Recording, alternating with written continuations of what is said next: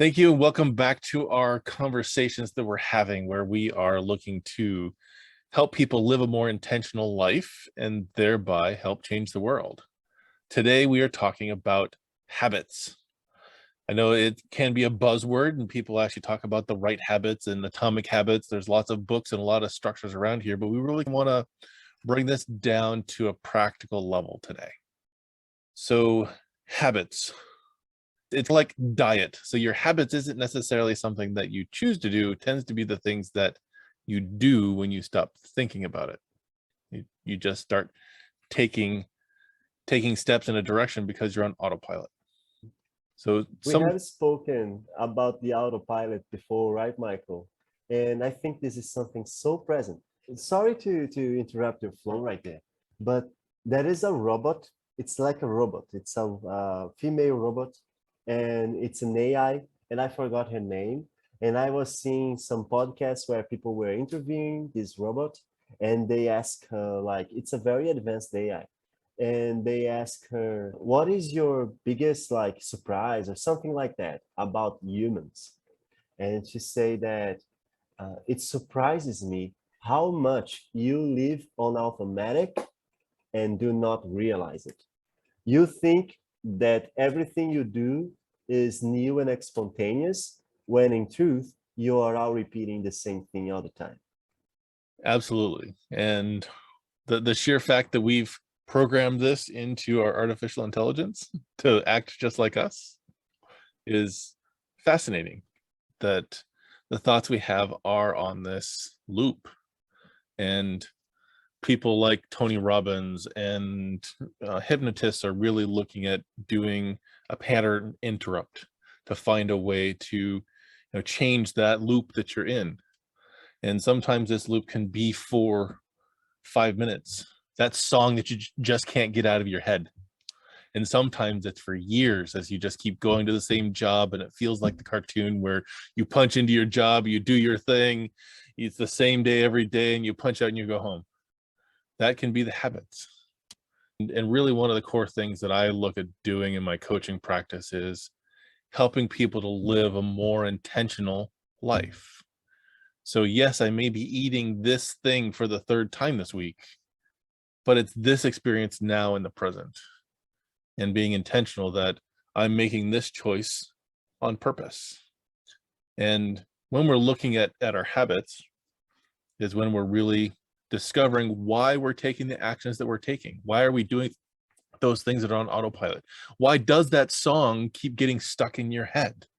What's bringing that about? Are you hearing it on the radio or on a podcast or somewhere else? Or is it that it's reminding you of a person in your past that you need to connect with, that there's something there for you? Maybe that's your intuition speaking through a song.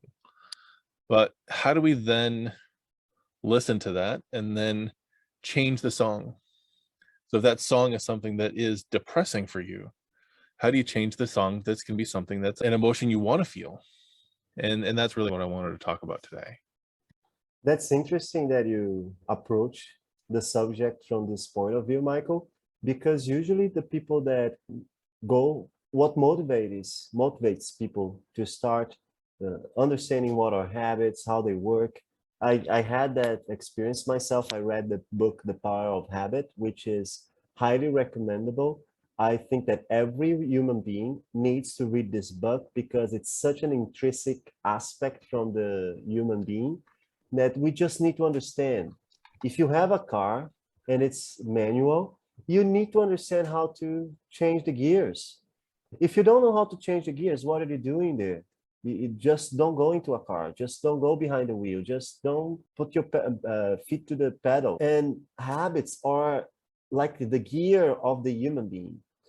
And if you are not experiencing what you wish in life, if you are not experiencing like the things that you really want to live, the experiences that you wish to live, it is worth to stop and trying to to not try.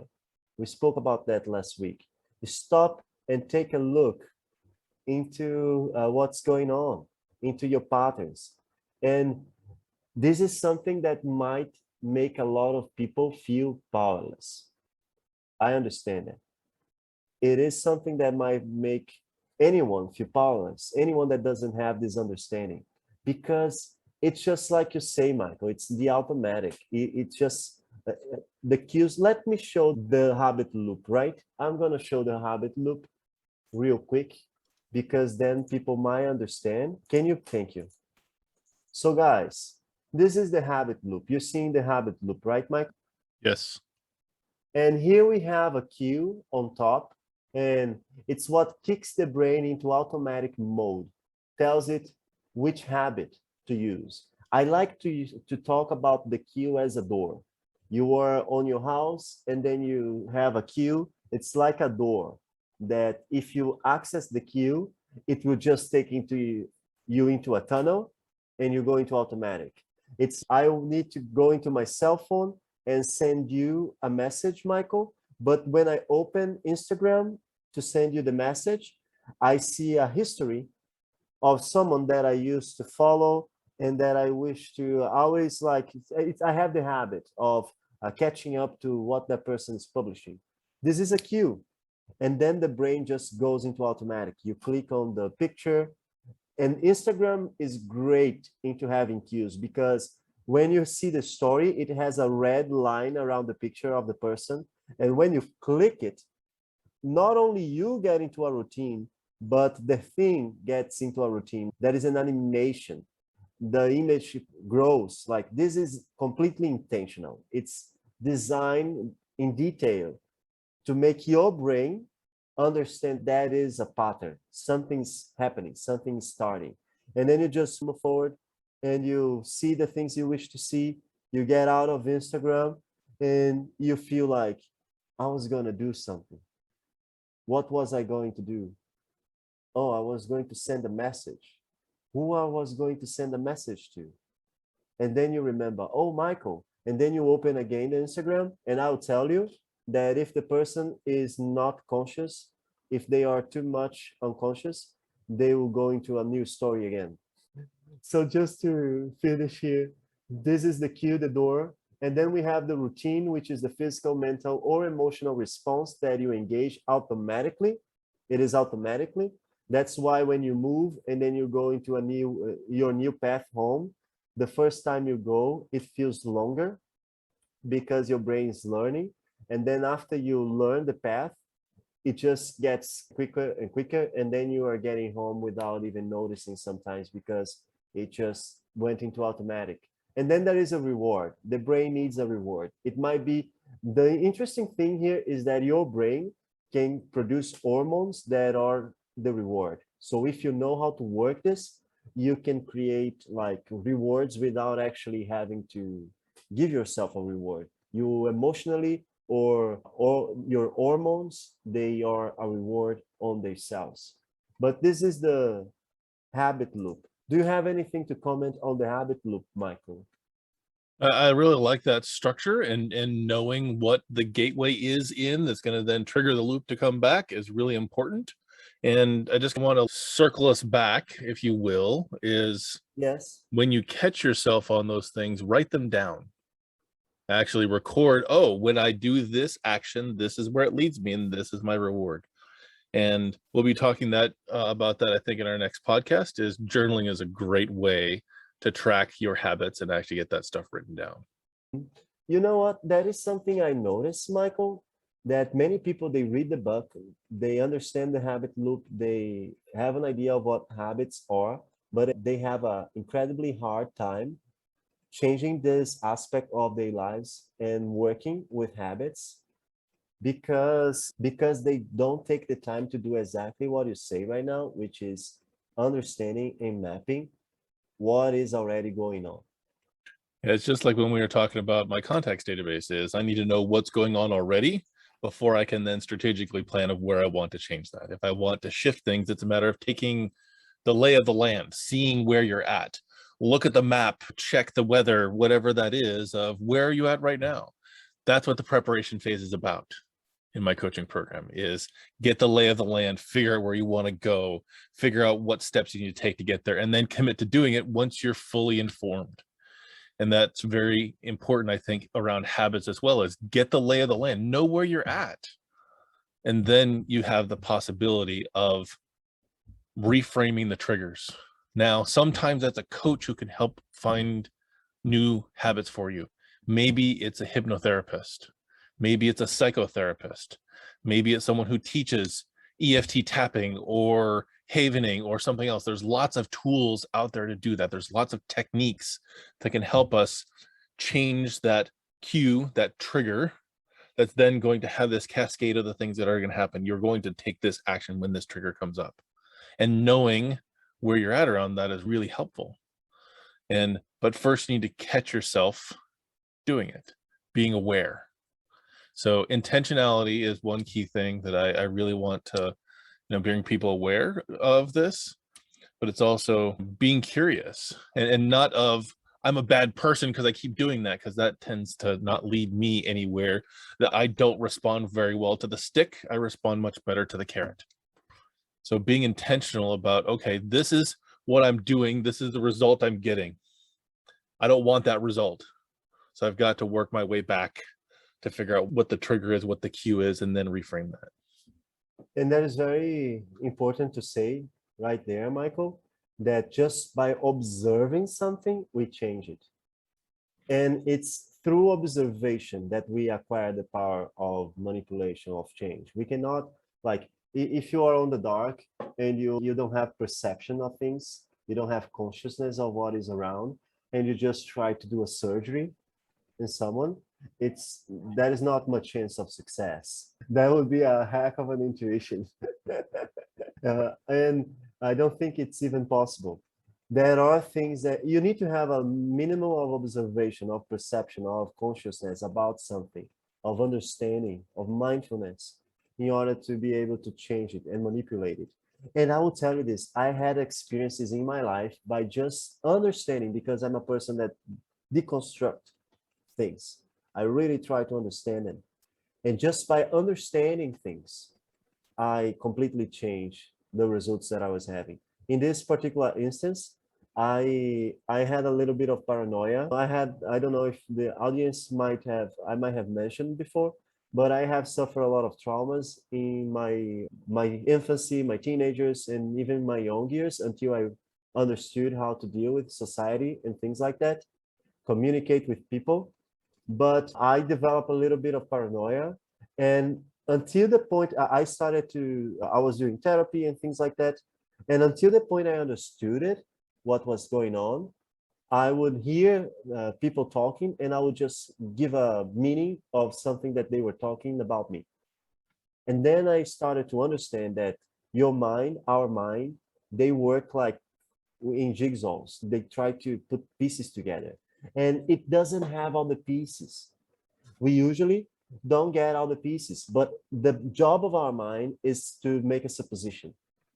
It's to suppose something, make an educated assumption.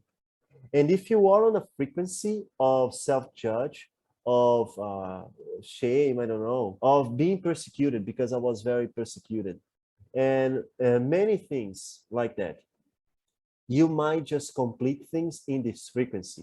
And then your mind will be saying that whatever it is that people are talking there, it is about what you're doing, it is about what you're thinking, it is about anything related to you. And you go into this cycle of paranoia. And just by understanding that my mind was completing things, that people were not talking about me, they were talking about their lives, about their things, they didn't even know me. Suddenly, I never heard anyone speak about me anymore, Michael. Just by understanding it, that my mind was completing things. That problem, which was a big problem, was completely solved. So I love the fact that you're talking about us taking 2 points, getting 2 data points, and then trying to connect them. It's the same thing whenever we watch TV or a movie, there is 24 or 30 frames per second. So we get 30 pictures in the span of a second, and our brain connects the two together. The same thing happens when an emotion comes up, that we instantly connect it to a thought that may then turn into another emotion. So I'm feeling happy in this moment, but I shouldn't feel happy. So now I feel shameful that I'm feeling happy. So each time you get into that loop, that's another habit that you're in, because you've connected this emotion with something else. And that's where therapy, an external observation can really help you. Once you've said, each time I have this, I feel bad. Why? And help you deconstruct that, take it apart, and follow the line back to where you can shift this. And sometimes it does take some of that deeper work. Sometimes it takes working with a spiritual advisor or a therapist. And sometimes we can do this on our own. And for me, the biggest impact that I've had when working in that space has very much been whenever I've worked in either through a transformational experience like Tantra or the men's team or a coaching experience. Each of those has had a way of taking me through a process to get there. And that had me then shift and change what I'm doing. What is my response to that cue? Is because I've now seen a different way of doing that, seeing the trigger, and then deciding instead what my response needs to be. So sometimes it can be as simple as you mentioned as, oh, that's what I'm doing. And then you can reframe it. But many times our blockages are misfires in that we don't catch. It's more just we see the outcome and we don't actually trace it back to what the trigger was. But really working within that construct, that's some of the habits that we're talking about. I know I think it's Dr. Daniel Amen, I believe, that talks about crushing ants, those automatic negative thoughts. Once again, it's a habitual cycle, and being able to shift and change that requires some practice, requires intentionally seeing the cue come up and determining what your response is going to be rather than being on that autopilot, really focusing on the road while you're driving home rather than checking out and listening to something that isn't serving you, or getting stuck in your head about replaying the last fight that you were in or the conversation that you had with your boss, and instead being present in the moment, which I believe we talked about last week. So all of these are avenues to connecting with that idea of living more intentionally in our life to get us to the next phase of our life. Because I don't personally feel that if I'm in a rut in the same place going around in circles and circles, I'm not growing anywhere. I'm digging and I'm getting deeper. Yeah. And I never up to the point where you can't even see where the goal is anymore because you're so deep in it. You get stuck into what you are experiencing at the moment, what you are manifesting.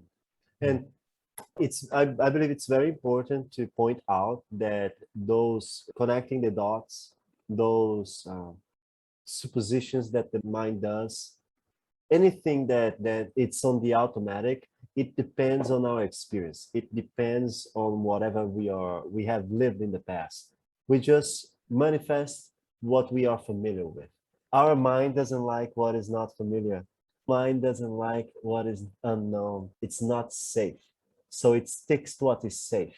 And you might be looking for ways to live more fun experience, better experiences in your life, things that are more related to what you wish to live. We even spoke about sometimes the 3MIQ, right?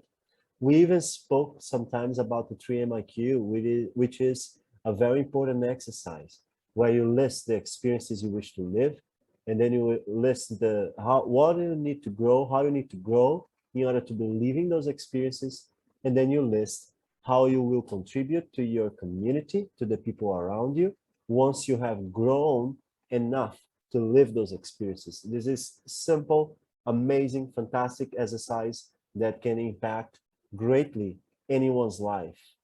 And when we start to think about those experiences, which is something that few people do, what do I wish to experience in life? You might hit some roadblocks, like we said before. You might hit some roadblocks and you might feel out of control of that.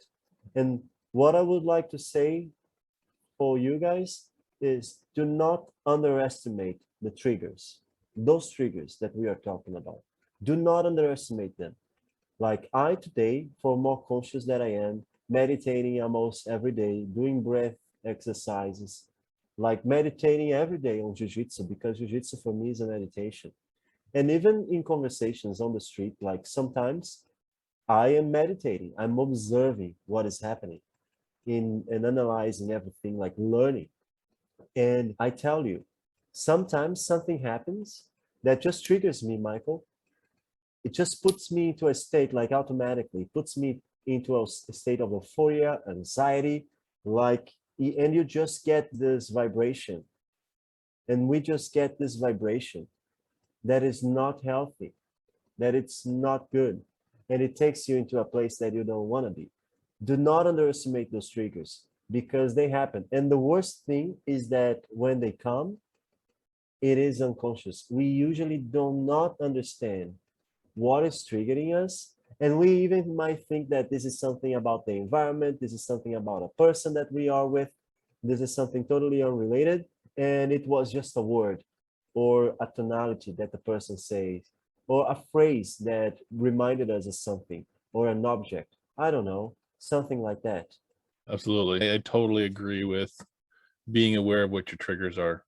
That's why I really wanted to emphasize that as you learn them, as you do some of this internal work, some of this mindfulness, if it's shadow work, however you want to label that, is get that outside of your head, get that written down so you can externalize it, and then it's something easier for us to be able to work on when we're actually, the observation is good and us rattling around in our head, and then we're competing for the energy that we have in our head. Is get it out, and it's easier than once it's tangible outside that we can then name it, we can define it, we can refine it, and we can shift and change it. So I really want to make sure that this, for me, there's actually a daily 12 set of habits that I want to have in my life. It's part of the disciplines that I actually want to be the structure that's going to lead me to the best version of my life. And I would say that of those 12, I probably do between 50 and 75% of them every day. And that's part of my daily journaling is, did I do these? And it keeps them in my head, even if I'm not delivering on them all the time. But it is adding that intentional step of, these things are important to me. These things I feel will get me to the next level. And each time I go back and review this, because I'm going to be I review this on the month and certainly on the year, is why didn't this get done more often? Or why did this one get done as often as it did? To then go back and do that reflection, do that review. And then did that have an impact on the area of my life that I wanted that habit, that response, that daily action, that multiple day action? Did it accomplish what I wanted it to do in my life? But So, Michael, yes. tell me something. Do you have anything to say to the person that feels like they have no way out, like they are not in control, they just don't understand how they can change it, they are in the victim state, Mm. and they are hearing us right now? For you, the guys that do not know, there are a few levels of consciousness. We can even have a podcast about that. That would be extremely interesting. Or we can just link the talk from Vishen Lakiani in the description from the levels of consciousness. And please go there. If you can, just hear it. It's something that is going to open your perspective, particularly if you feel out of control and if you feel like things happen to you. But in this context of habits, Michael, do you have anything to say to the person that is feeling like they are just they are drifting? They are taken by the current. They are in the middle of the herd, and the power of society, the culture escape is just defining the experience that they live in life. So I think for me, and this is even something that's coming through in my online program that's coming out very soon, is Mhm. starting off with one thing that you are going to choose to do a day. And that can be something simple, something that may not take much time, but does require making a choice. So one of the best examples I have is when they talk about the Navy SEALs, and one of their big habits that they train into them is making your bed every morning. Something that seems really benign and something silly and something simple, but it's one of those things that now I can't leave my bedroom unless my bed is made for many different reasons. One of the big ones being is I know that's something that I have done and completed for the day. So if the rest of my day is crap, I haven't done anything. That is one thing that I accomplished. It's one win that I have for the day. And just with that intention of starting there, then actually leads me to be able to then chain that to that one next thing I'm going to do. And it doesn't need to be an earth-shattering habit that you have. It can be that something small, something, maybe it's actually having a small glass of water next to your bed when you wake up or before you go to bed. And your goal is to drink more water. 4 ounces next to your bed at night, drink and be done. So I know it can be a challenge when we're in this space of, I can't change anything in my life. I've been there. And it's a matter of knowing that you are an independent human being who can be affected by your surroundings. You get to choose your response to what's around you. It may not feel like you do because of your programming, your conditioning, your trauma, whatever that may be. But starting with one small thing that you do have control over. Maybe there's no sheets on your bed and there's no bed to make. Then maybe there's something else that you can apply your discipline to. Find that one thing and start there. Do that for a week, maybe a month, and see how else it impacts the rest of your life. And that can be the one first step, because this journey that we're talking about being on is not hiking Kilimanjaro on the first day. It's by starting with one step. It's by taking those small actions. And we've talked about this in the past as well, is the idea of the compound effect. Is you may not see a lot of movement in the first one time you do it. You may not even find it in the first 10 times you do it, or even the 50 first times that you do it. But eventually over time, you'll see this impact, that then this curve becomes exponential, because that discipline that you started of making your bed or drinking water when you first wake up, you now find that then leads into other successes that you choose in your life, because you've seen you have control of this piece, and that translates into you have control in that piece. It's like a muscle, right? It's like a muscle that we exercise. And even if you find just one thing, one little thing, we're going to talk about that when we speak about journaling, because this is something I realized about journaling. In my journal, I have several things. I have my whole routine there, my whole daily routine. Yeah, daily, it's not routine. It's my daily activity, my daily patterns, my daily habits. Michael might say they are the 12 sacred choices. I have my day there planned. And even if I just go there to do one of those things, let's say there are 10 things there: meditate, breath exercise, put the intention of the day, journaling, several things that are there. If I just go there and I put the intention of the day, by building this habit of creating a new journal entry, putting just the intention of the day, and every day committing to that. It's so simple. But if I just do this every day, it's easier for me to go there. And now that I am there, I do the meditation as well. And I do the breath exercise. And then I go building block by block. I go creating the structure. And this structure will create a ripple effect that will manifest, that will affect my entire life. Because the more I exercise this discipline, the more I exercise this willpower, the more I exercise my intention.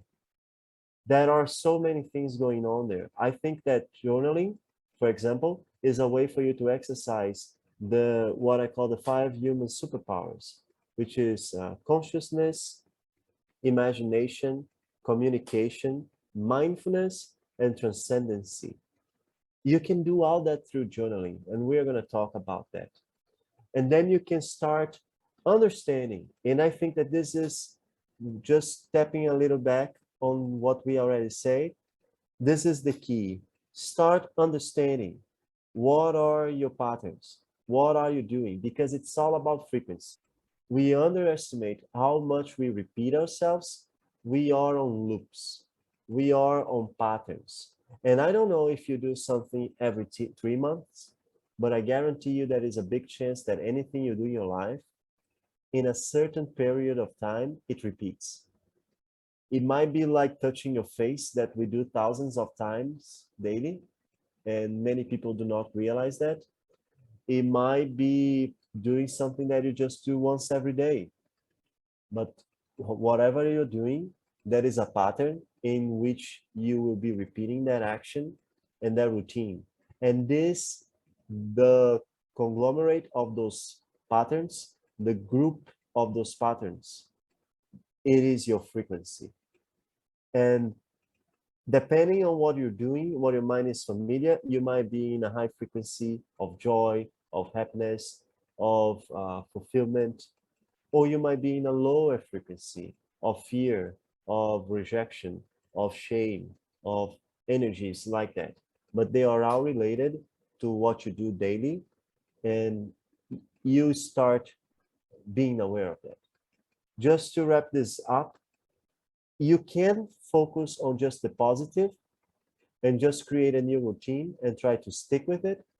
But then you'll be ignoring the triggers that you already have, and you'll be failing to manipulate your environment, because that is a lot to do with the environment.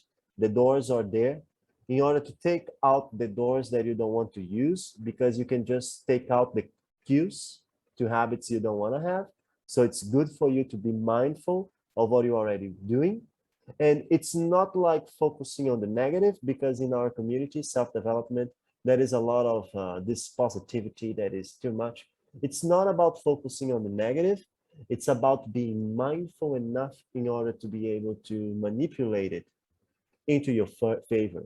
Because many times we have patterns and routines that do not serve us, just like the hidden agreements that we might have, and they just don't serve us. And we need to transform them, trade them for things that are serving us.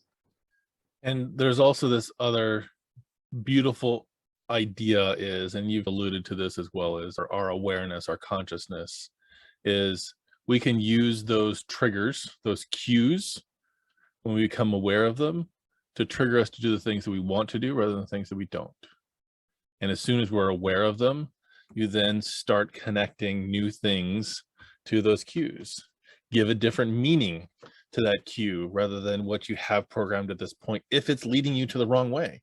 Or maybe you emphasize something that is in the positive for you. And I agree that we cannot ignore the issues, the problems, the negative. We have to be aware of it. For me, I've defined my purpose as shining light into the dark corners to inspire trust and self-love. And many people actually take that as, well, dark corners, that can't be good. If there's dark corners, you can't clean up a mess unless you can see it. But it's more than that for me. It's not just finding the messes to have to clean up. Yes, there's going to be the negativity there. There's going to be the places that we may not be proud of, that there is regret, shame, and guilt. But there's also this other part that people forget as well. As in those shadows is also where a lot of our wins and our trophies are as well. Those things that we've done right. And many times we have to bring those forward as well, because it's just as easy if you're in that vibration we talked about, that the universe is happening to you, that you're blaming yourself for all the things that are going on in your life because your life is the world's fault that I'm in the space that I am. And all these bad things happen to me. But when we flip that on its head and look at the inverse of that and see all the things, the choices that have been positively impacted your life, those have just as much of an impact. And this isn't about toxic positivity, which I've seen a fair amount of rhetoric right now out there about that either. Is that, can you be too positive? I like to be optimistic. It's long been my focus, is I want to see the best in every situation, see the lesson in every situation. And sometimes you got to go through some crap in order to see it. Sometimes you have to trip and fall to realize you need to clean up that mess. And sometimes that mess that you're cleaning up is actually the trophy that you've actually stored in the back of your closet and you forgot about.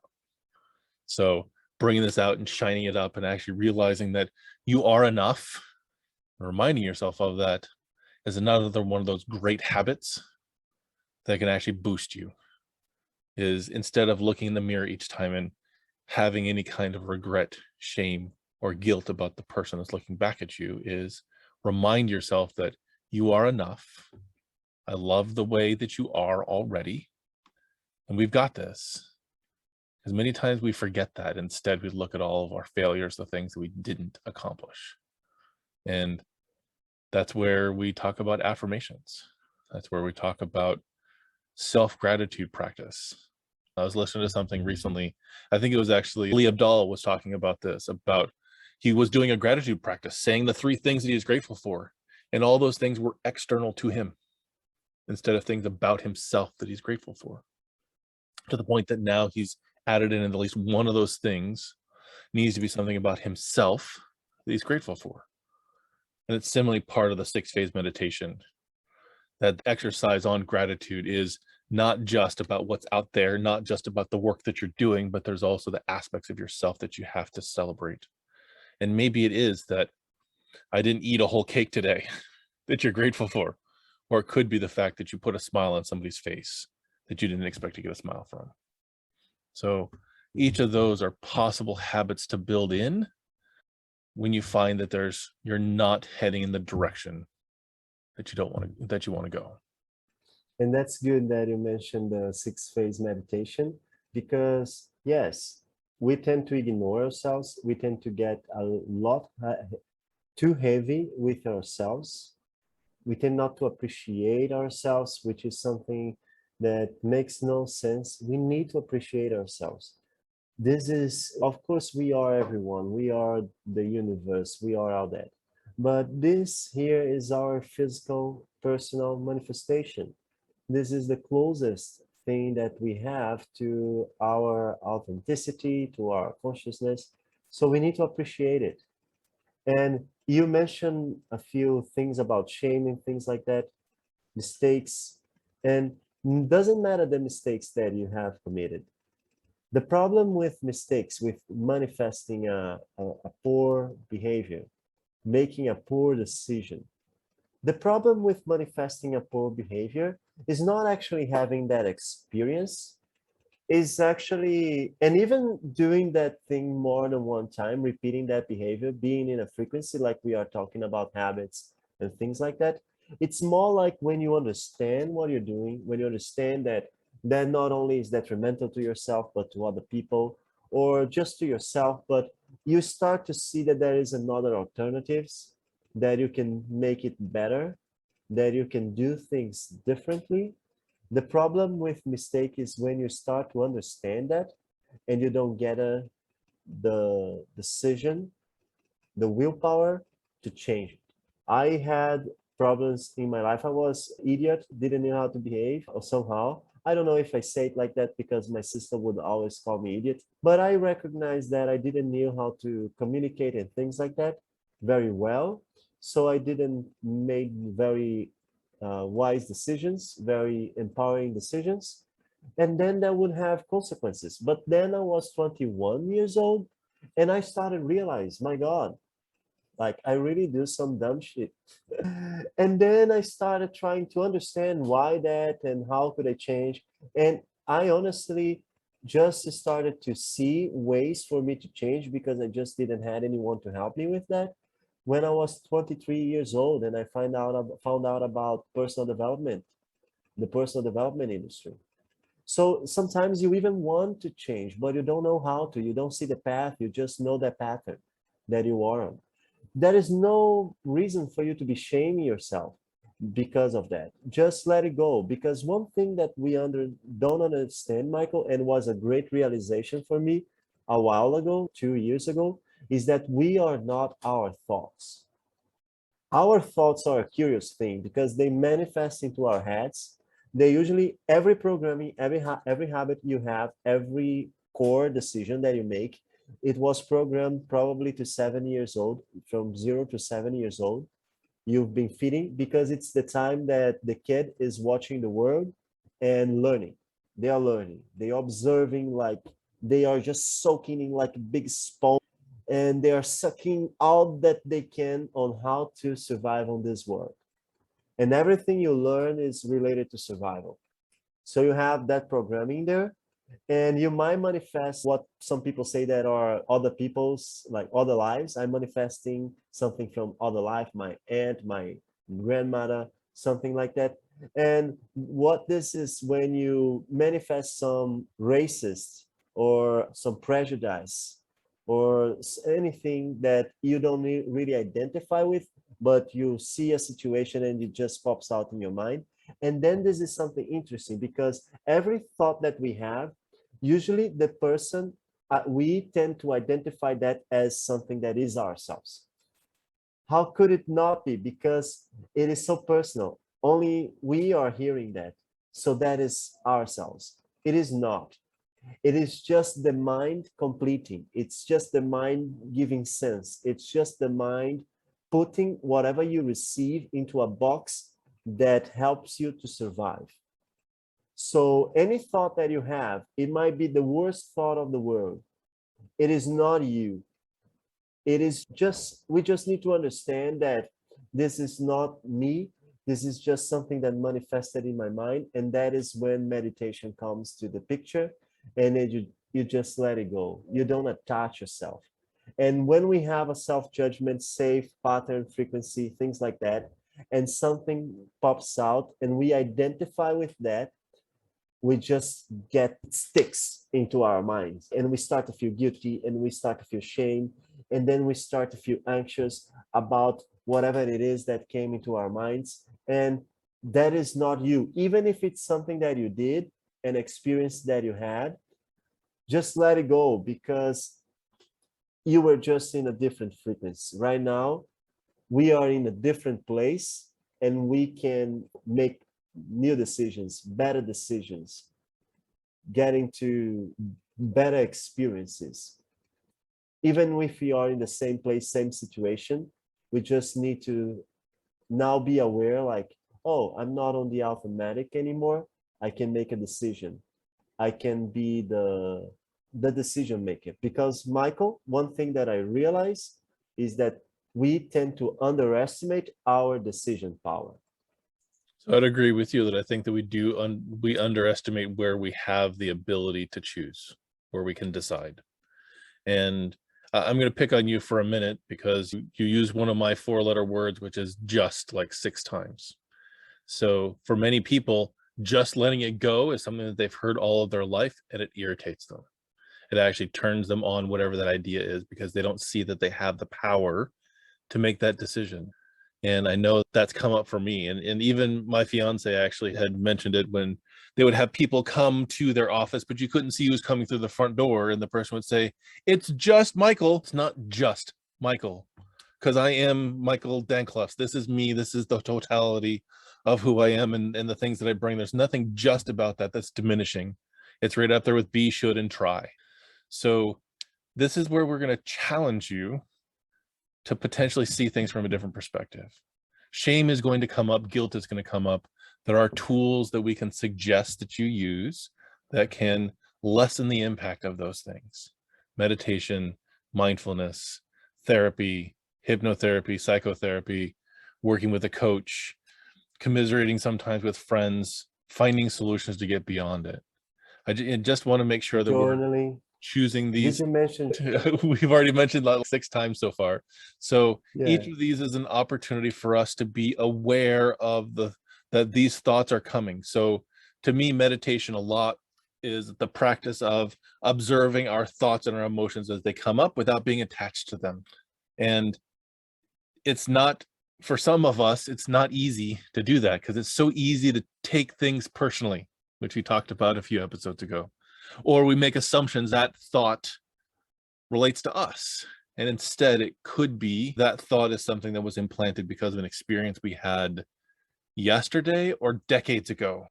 And picking that up and observing it is a core of that living an intentional life. Looking at that thing and going, oh, that's an interesting response. Where did that come from? Is that from your spiritual practice? Is that from your upbringing? Is that from your culture? Is that from a teacher, a family member? And is that your belief or is it theirs?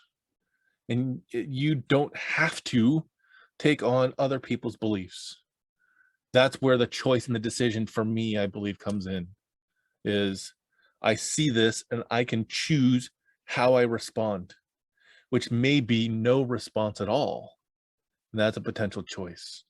And if you can, Which is it's very helpful, by the way. absolutely. And in anger management, which I've taken, it's a lot about putting a gap between the observation, the experience, and your reaction to it. So then you can think more, you can process more, you can choose what your response is. Because when you get triggered, which we're talking a lot about, does that trigger to a habit? Does that trigger to an action? Does that trigger to a thought, to an emotion? If you can put some time between when the experience happens and what your response is, that's more what anger management is about. It's being mindful, it's being present, it's being cognizant of not what did they mean by it, what meaning am I giving to it? And therein lies is where we actually see growth, where we become less angry, we're less reactive, and we're more responsive. It's the amount of time that's the difference there. So back to the original rant is just do it is a great slogan for Nike. It's awesome for the people who are already athletic and already, in pretty good shape. Who are familiar with the way. Right. Though for some of us, just do it isn't always an option. We have to take the smaller steps to get there. I'm not going to go run a half marathon tomorrow.